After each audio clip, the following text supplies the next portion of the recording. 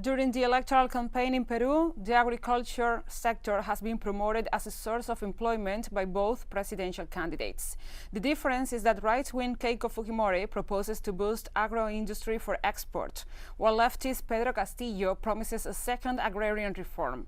One-third of the Peruvian population makes a living from agricultural activities. Our correspondent Veronica Insausti brings us more details.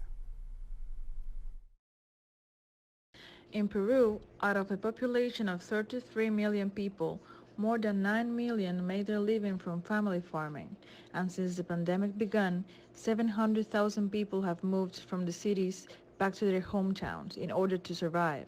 While this sector is one of the country's major employment sources, it is also one of the most neglected by the state. Budgetary resources are needed to provide credit, to facilitate access to seeds for pest control, within a larger budget for the Ministry of Agriculture and for agricultural credit, definitely, and on the other hand, it is a matter of policies, of creating institutions, of protecting the national market from subsidized imports from abroad, and to facilitate the partnership of producers themselves. When the agrarian reform took place in 1970, farming communities were given land to cultivate, but without technological training or infrastructure support, and since then small farmers have been producing a minimum percentage of what could be achieved, according to specialist Carlos Paredes. This is used for 3 months of the year when it rains. With technified irrigation, the benefits multiply to 12 months of the year. Then the families, with this new knowledge of the technologies in place, become the driving force of their own development and the development of the community, the district, the province, and rural Peru.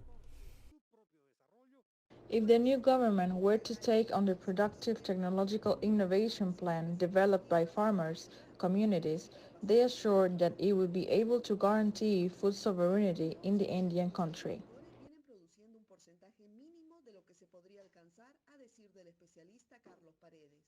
1.8 billion soles a year, which end up here in Gloria, Alicorp, and fish canning companies. So there is an interest that poverty continues in order for big businesses to function, and the state is at the service of that, and that is why they do not commit to this. We, in the Farmers Confederation of Peru, have proposed a social investment fund for productive technological innovation of 1 billion soles, with which we would allow 143,000 families to implement these technologies plus water and sanitation.